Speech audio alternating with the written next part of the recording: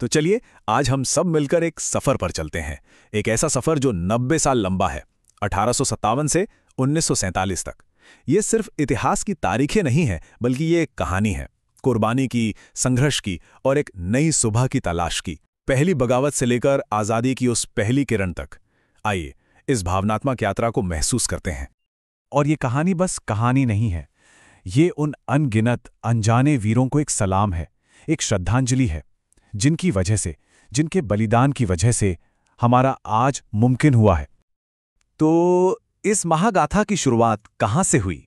ये कहानी शुरू होती है साल 1857 से, जब एक छोटी सी चिंगारी ने देखते ही देखते पूरे देश में ब्रिटिश हुकूमत के खिलाफ एक ऐसी आग जला दी जिसे बुझाना नामुमकिन हो गया। देखिए, ये जो गुस्सा था, ये रातों रात नहीं पनपा था। दशकों से, जी हां, दशकों से अंग्रेजों की ज्यादतियां बढ़ती जा रही थीं। अन्याय करने वाली नीतियां, जबरदस्ती का लगान और तो और लोगों की आस्था, उनके धर्म में दखलंदाजी, ये सब धीरे धीरे एक लावा की तरह दिलों में जमा हो रहा था। और फिर उस लावे को एक आवाज मिली। मंगल पांडे की बंदूक से निकली वो बोली, वो सिर्फ एक गोली नहीं थी, वो उस आग का शोला थी। फिर क्या था? झांसी की रानी लक्ष्मीबाई की ललकार, नाना साहेब और तात्या टोपे का शौर्य और आखिरी मुगल बादशाह बहादुर शाह जफर का नेतृत्व। सबके सब एक ही आवाज में, एक ही नारे के साथ उठ खड़े हुए, फिरंगी भारत छोड़ो। हालांकि 1857 के उस संग्राम को बहुत ही बेरहमी से कुचल दिया गया और अंग्रेजों का शासन पहले से भी ज्यादा सख्त हो गया। लेकिन कहते हैं ना कि सबसे घना अंधेरा ही सुबह होने का संकेत होता है। बस उसी अंधेरे में एक नए राष्ट्र की चेतना जाग रही थी। 1857 में जो एकता दिखी थी ना, उसने अंग्रेजों की नींव हिला दी थी। वो डर गए थे और इसी डर से उन्होंने अपना सबसे खतरनाक हथियार निकाला, डिवाइड एंड रूल, मतलब बांटो और राज करो। उनका मकसद साफ था, हमें धर्म और जाति के नाम पर इतना तोड़ दो कि हम दोबारा कभी एक साथ खड़े ही न हो पाएं। लेकिन अंग्रेजों की हर चाल का हमारे पास जवाब था। उनकी इस फूट डालने वाली नीति के जवाब में 1885 में भारतीय राष्ट्रीय कांग्रेस की स्थापना हुई। ये एक बहुत बहुत बड़ा कदम था। पहली बार पूरा भारत एक संगठित राजनीतिक मंच से अपनी आवाज उठा रहा था। अब कांग्रेस के अंदर भी आजादी पाने को लेकर दो अलग अलग सोच थीं, दो रास्ते थे। एक तरफ थे नरम दल के लोग, जिन्हें लगता था कि याचिकाओं से, बातचीत से धीरे धीरे सुधार आएगा। वहीं दूसरी तरफ थे गरम दल के नेता, जिनका साफ मानना था कि आजादी भीख में नहीं मिलती, उसे छीनना पड़ता है संघर्ष करके। और गरम दल की इसी आग को, इसी सोच को आवाज दी बाल गंगाधर तिलक ने। उनका वो नारा, स्वराज मेरा जन्म सिद्ध अधिकार है और मैं इसे लेकर रहूंगा, ये सिर्फ कुछ शब्द नहीं थे, ये करोड़ों भारतीयों के दिल की धड़कन बन गए थे। अब ये सफर 20वीं सदी में दाखिल होता है और यहां से आज़ादी की लड़ाई और भी तेज हो जाती है। ये दौर था बड़े बड़े जन आंदोलनों का और अनगिनत बलिदानों का। साल 1905 अंग्रेजों ने फिर वही चाल चली। लॉर्ड कर्जन ने बंगाल को बांट दिया, लेकिन इस बार जवाब पहले से कहीं ज्यादा जोरदार था। पूरे देश में स्वदेशी आंदोलन की लहर दौड़ गई।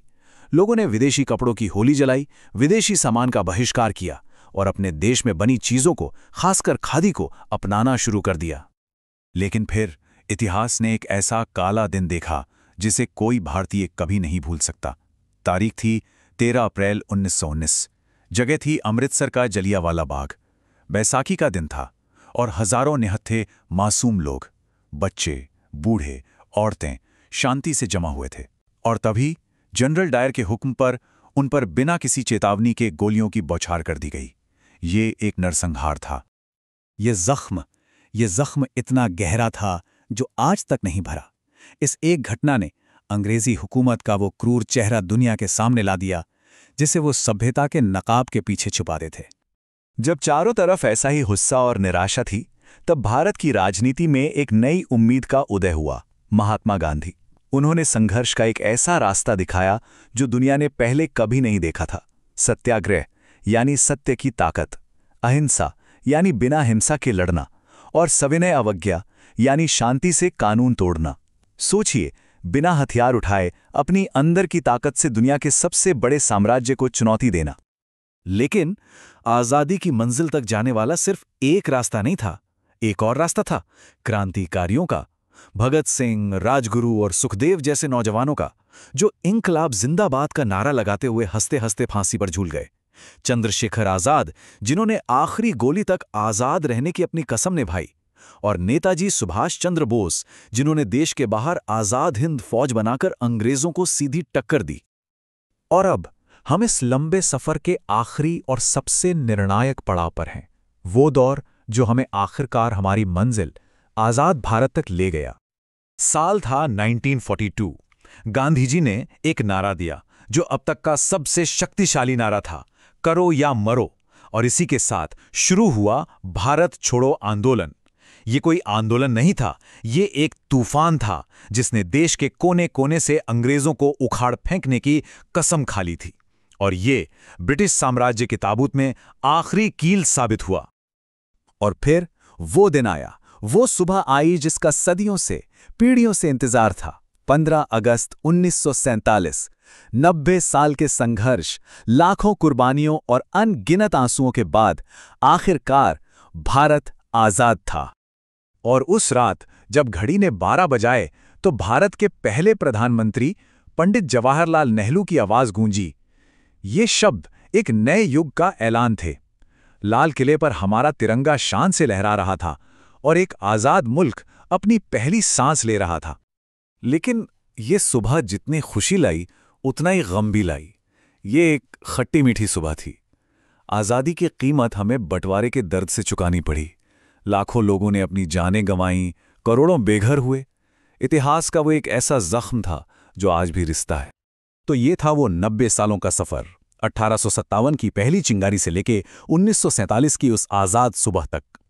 1885 में कांग्रेस का बनना, 1919 का जलियांवाला बाग का वो दर्दनाक दिन, 1930 का दांडी मार्च जिसने नमक के कानून को तोड़ दिया, और 1942 का वो आखिरी नारा, भारत छोड़ो।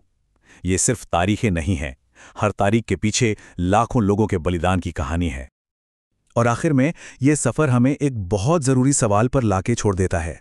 जो आज़ादी इतने खून, आंसू और बलिदान से मिली हो, उसका सम्मान कैसे किया जाए?